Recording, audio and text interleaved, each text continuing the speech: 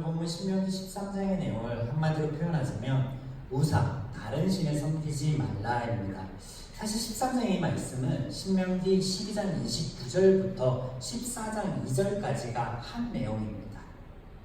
제가 몇 번 말씀드렸듯이 우리가 보는 성경의 절 앞에 동그라미가 표시되어 있는 것을 보실 수 있을 거예요. 여러분 성경에 이 부분이 뭐냐면 원어상의 문단이 시작되는 곳을 나타냅니다.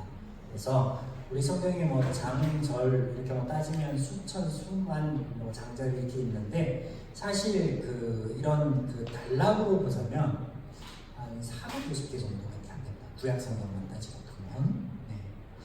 그래서 말씀드린 이 신명기 12장 29절부터 14장 2절까지는 한 맥락의 말씀이고 이 안에 4개의 문단이 되어져 있는 것을 우리가 성경 속에서 확인해 볼 수 있습니다.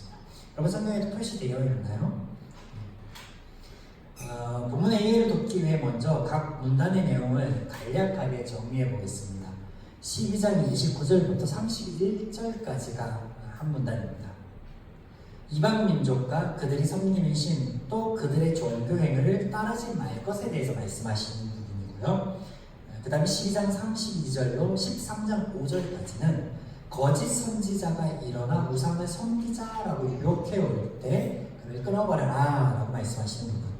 또 이어서 13장 6절부터 11절까지는 또 그와 같이 가족이나 지인들, 너와 가까운 사람이, 너와 아주 밀접한 연관이 있는 사람이 일어나서 우상을 섬기자라고 할 때 그 유혹 또한 끊어버려라 라고 말씀하십니다.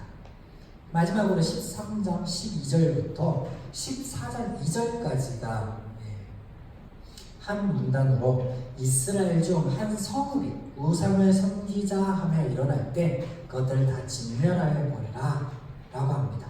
그리고 마지막 말씀으로 이같이 할 때 앞서 얘기한 제하고 진멸하고 불살려버리고 뭐 이런 얘기들을 할 때 긍휼히 여기지 말라라고 하십니다.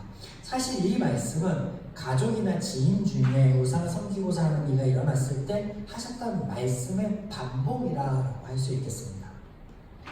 이렇게 이어지는 말씀들을 정리하면 이렇습니다.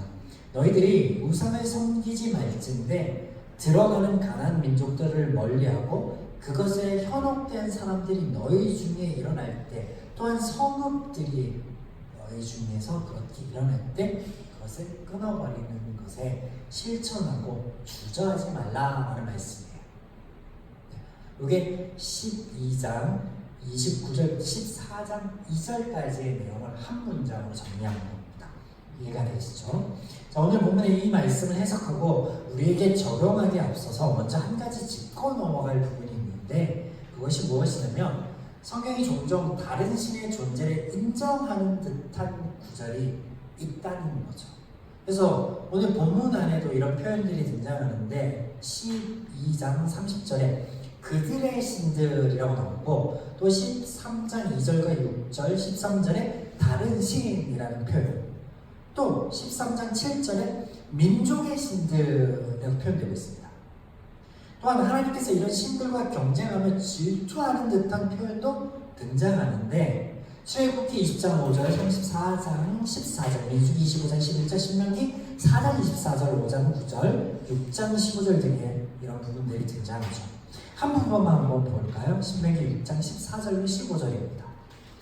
너희는 다른 신들, 곧 내 사면에 있는 백성의 신들을 따르지 말라. 너희 중에 계신 너희의 하나님 여호와는 질투하시는 하나님이신즉 너희의 하나님 여호와께서 내게 진노하사 너를 지면에서 멸절시킬까 두려워하노라. 네, 두 가지가 다 나오죠. 제가 이야기한. 그런데 우리가 생각해 봅시다. 만약에 하나님께서 정말 이방 민족의 신들을 질투하신다라고 한다면 하나님 스스로가 우상의 존재를 다른 신이라는 것이 있다라고 인정하는 것이 되어버립니다.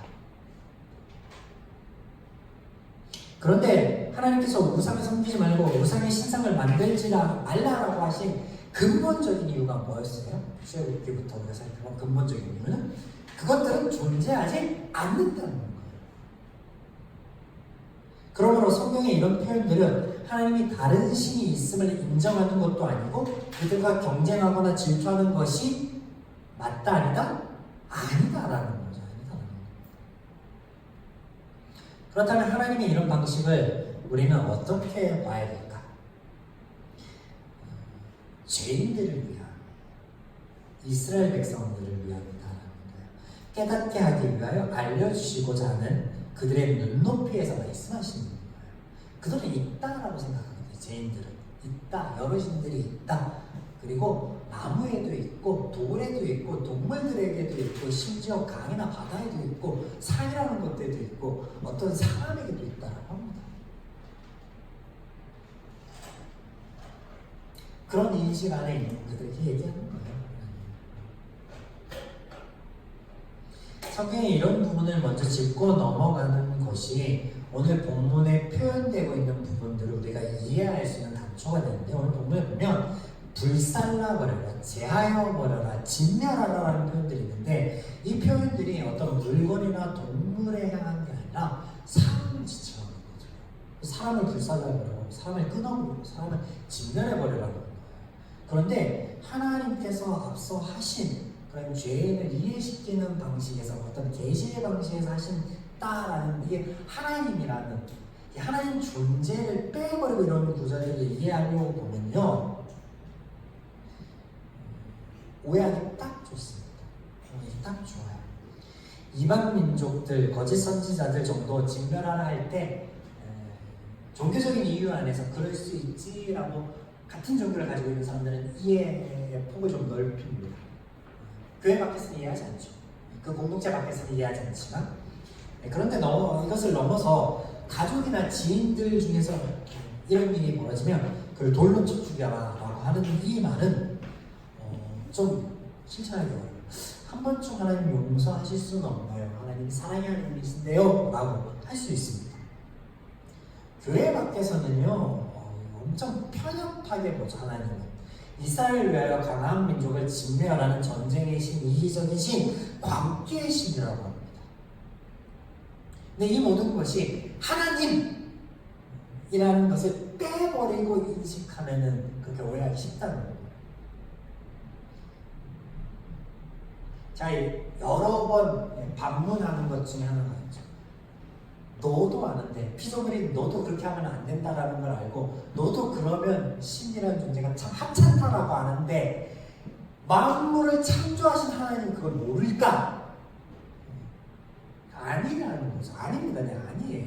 하나님 빼버리면, 그런 창조주의 하나님, 피조물을 사랑하시는 하나님, 위하는 하나님이라는 이 전제 자체를 빼버리면요, 그렇게 오해하기 쉽다라는 건데, 앞서 살펴본 것처럼 없는 존재를 인정하는 듯한 표현, 그런 존재를 질투하는 듯한 표현이 등장하지만 그것이 아닌 것처럼, 지금 하나님께서 이스라엘에게 다른 신을, 우상을 섬기지 말라라고 하시는 말씀은 하나님의 계시를 떼어놓고 볼 수 없는 부분이에요.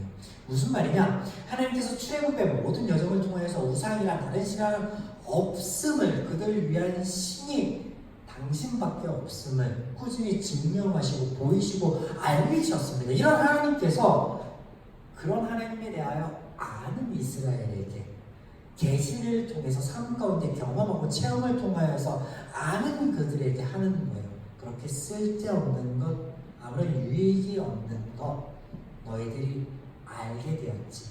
네? 그러면 안 하면 되잖아. 이렇게 말씀하시는 거예요. 여러분, 사실 사람들은요, 자신의 경험을 비추어서 알게 된 쓸모없는 일, 무익한 일은 누가 하지 말라라고 해서 안 하는 게 아니라 스스로가 안 합니다. 그렇지 않아요? 그런데 우리가 아는 바 죄인들은, 죄의 노예가 된 그들은요, 그 쓸데없고 무익한 일을 굳이 찾아서 합니다. 성경의 표현을 보면요, 그들이 연구를 합니다. 12장 29절 30절에 그렇게 나와 있잖아요. 찾고 연구하고 공부하고, 네, 그렇게 한대요. 아주 부지런히 합니다. 그러면 그 결과가 어떻게 돼요? 삶이 피폐해지죠. 구약 전체가 이를 보여주고 있습니다.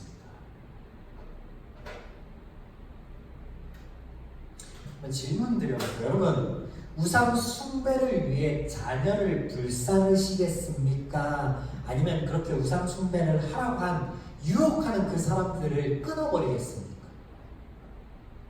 무엇이 정의이고 무엇이 생명을 존중하는 것입니까?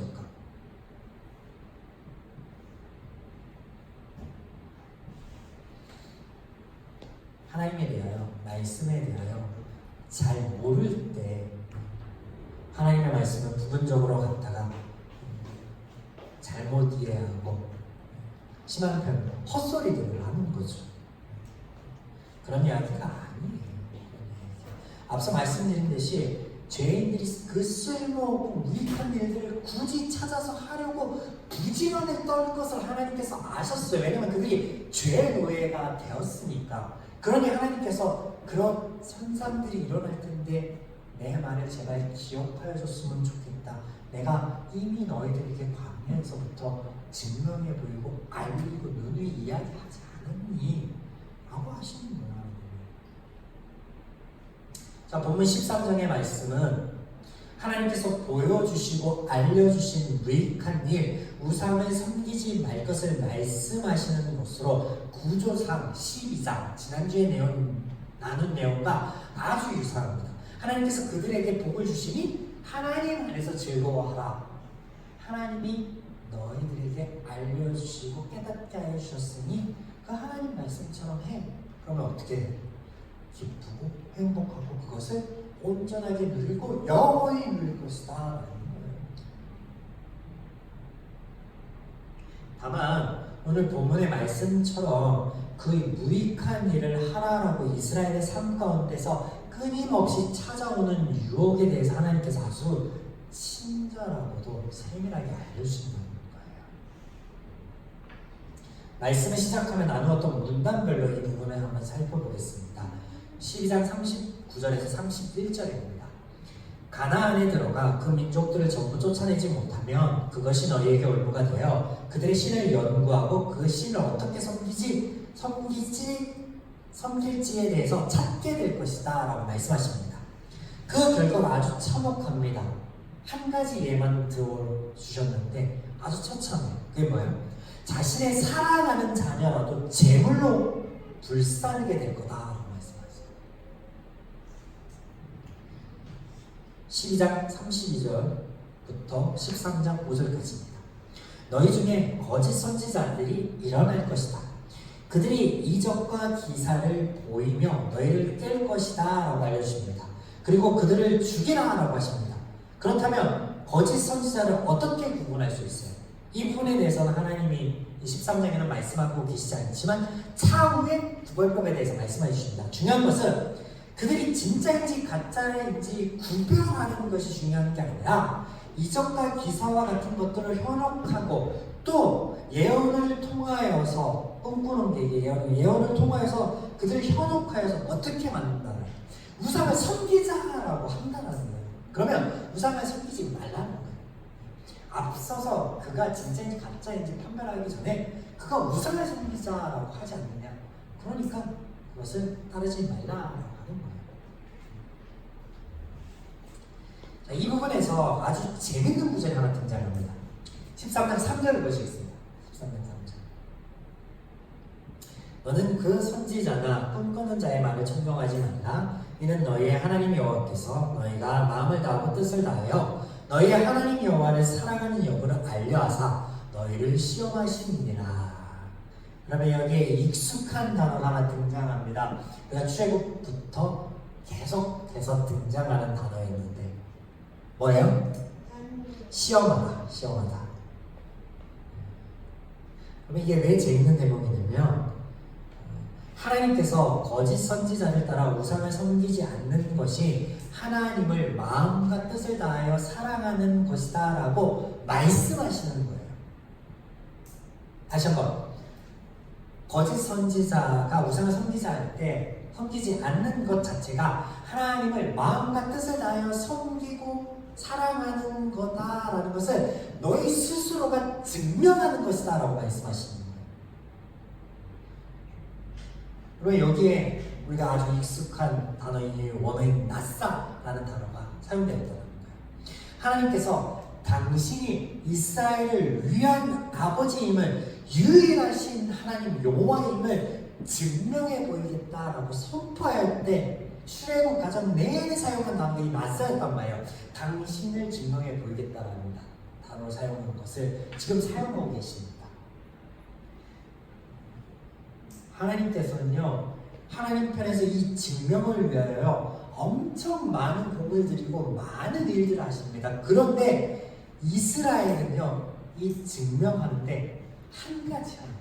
하나님께서 다 해놓으시고 알려주시는 것, 그래서 하지 않으면 되는 것, 소극적으로 아무것도 하지 않으면 되는 것, 그런데 그것이 증명하는 것이 되는 거예요.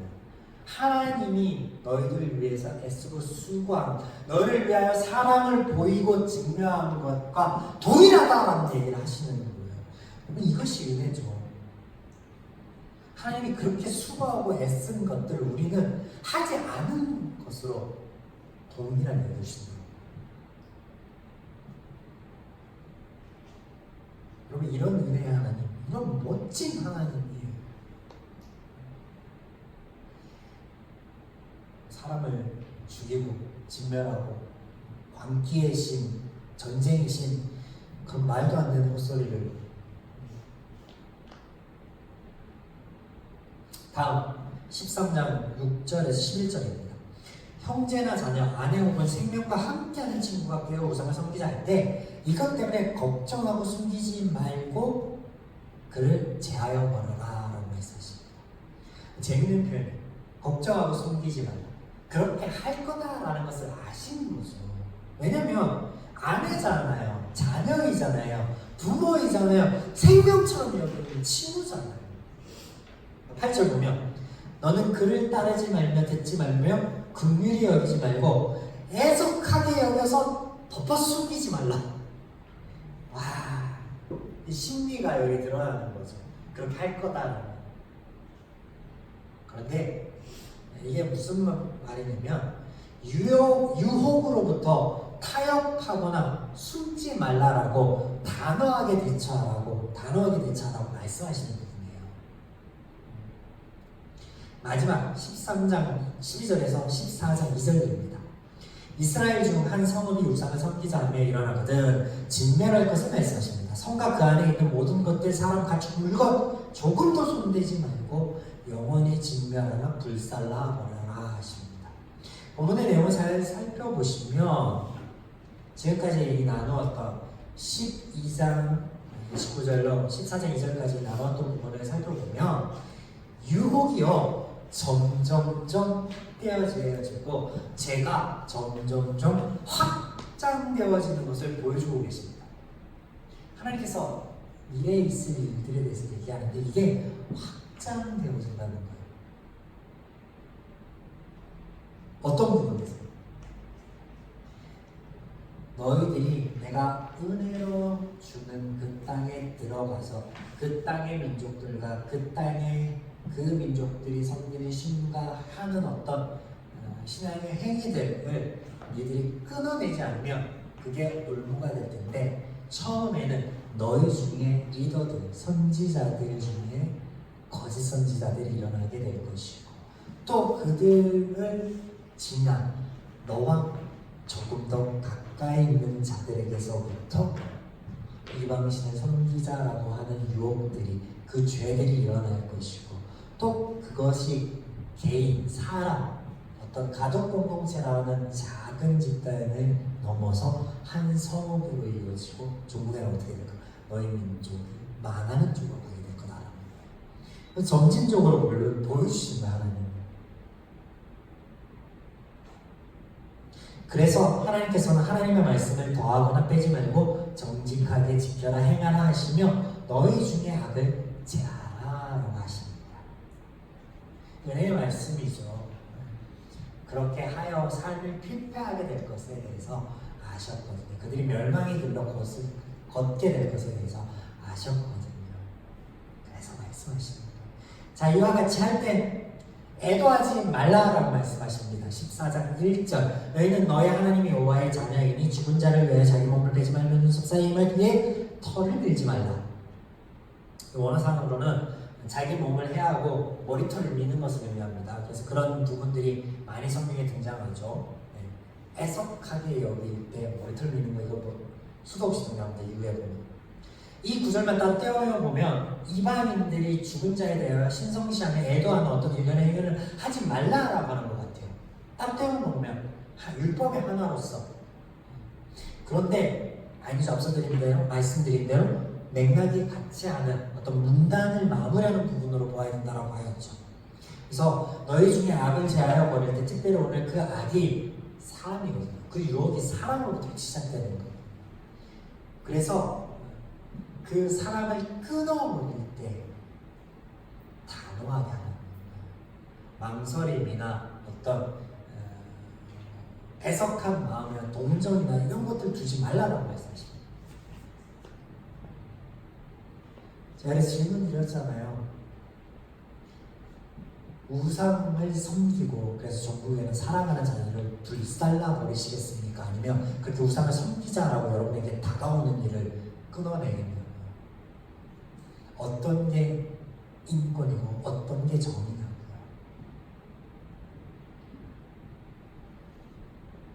여러분 만약에 내 손가락 하나가 골랐어요.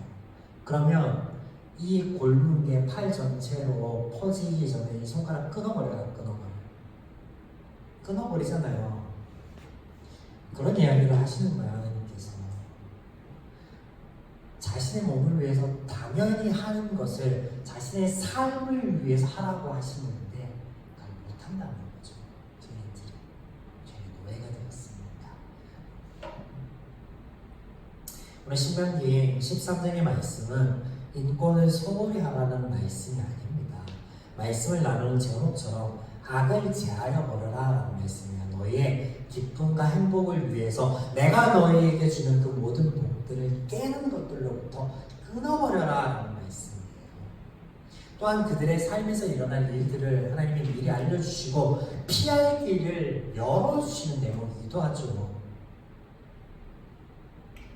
오늘 우리가 함께 나눈 말씀처럼 우리가 하나님 안에서 행복하고 자유하고 평안한 삶을 누려야 함에도 불구하고 우리에게서 그것들을 빼앗아가는 요소들이 있는데 그런데 중요한 대목은 그런 요소들이 멀지 않은 것, 아주 거창하거나 화려한 것이 아닌 사소한 것, 우리가 일상에서 간과할 수 있는 그런 것들이라고 말씀하시는 거예요. 우상을 섬기는 것, 그 섬기게 만드는 유혹들이 어디로부터 시작된다라고 해요?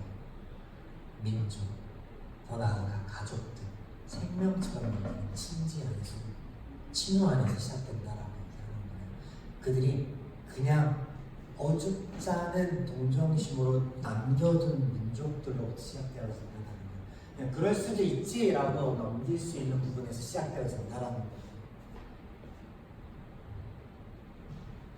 하나님께서 이스라엘에게 가나안을 갈 때 전 끊임없이 말씀하시고 알려주신 같이 나에게 말씀하시고 깨닫게 하시는 것들이 있을 거예요. 오늘날 이 시간 찬양하며 기도하는 가운데 그런 것들을 용기내어 끊어낼 수 있는, 그래서 하나님께서 주신 온전한 복을 누리며 나아가는 우리 한 주간의 발걸음